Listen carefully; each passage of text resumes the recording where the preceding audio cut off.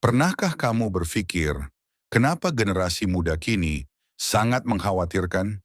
Sebut negara-negara yang ada di Eropa, nanti orang terakhir bakal menang 200.000, tapi kalau nggak bisa jawab atau salah, itu keluar. Mulai dari kamu, satu. Garut. Setahun tuh 12 bulan. 2 tahun berapa bulan? Kita hidup di tengah krisis. Krisis yang diam-diam merusak fondasi bangsa. Ini adalah krisis literasi di Indonesia.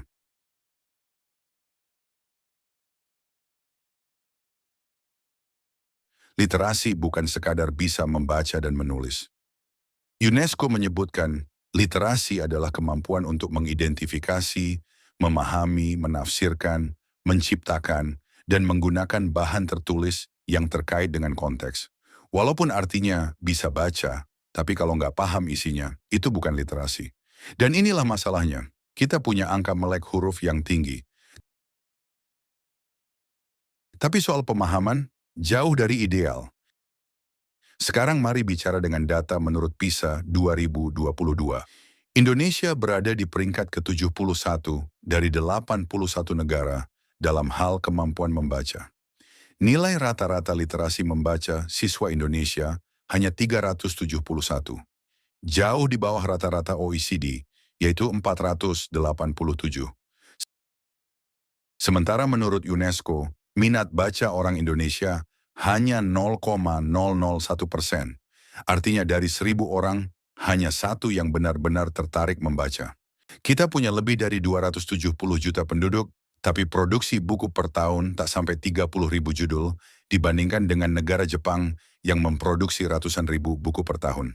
Pertanyaannya, kenapa bisa separah ini? Pertama, sistem pendidikan kita lebih menekankan pada hafalan, bukan pemahaman. Contohnya, seorang siswa diminta untuk menjawab soal ujian seperti jelaskan pengertian Pancasila menurut Insinyur Soekarno. Alih-alih diminta memahami makna dan nilai-nilai dari Pancasila, serta bagaimana penerapannya dalam kehidupan sehari-hari, siswa justru diharapkan menghafal kutipan panjang dari buku atau guru. Akibatnya, banyak siswa yang bisa menjawab soal dengan tepat secara teks, tetapi tidak benar-benar mengerti bagaimana nilai-nilai Pancasila diterapkan. Misalnya dalam toleransi, kerjasama, atau keadilan. Kedua, akses literasi masih timpang. Di daerah terpencil, bahkan untuk menemukan buku bacaan saja sulit. Ketiga, budaya digital kita dipenuhi konten cepat saji, video singkat, meme, gosip selebriti.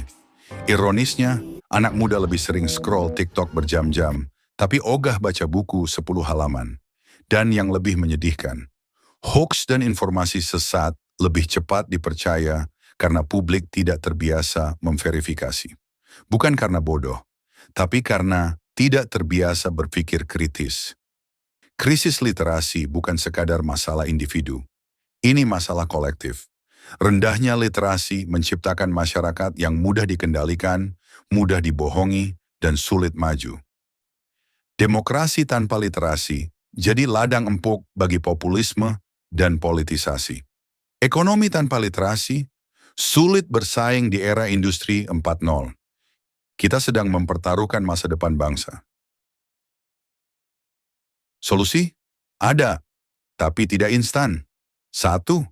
Sekolah harus mengubah cara mengajar, dari hafalan jadi eksplorasi. 2.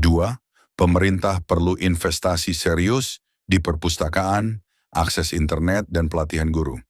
3. Media harus menyediakan lebih banyak konten edukatif, bukan sekadar hiburan. Dan kita semua harus mulai dari hal sederhana, baca 10 menit setiap hari. Bukan buat pamer, tapi untuk berkembang. Buku adalah investasi, literasi adalah kekuatan. Jika kita terus abai terhadap krisis literasi ini, jangan kaget kalau suatu saat bangsa ini jadi besar jumlahnya, tapi kecil pikirannya. Kita tidak kekurangan orang pintar, tapi kita sedang kekurangan orang yang mau berpikir. Literasi bukan pilihan, itu kebutuhan.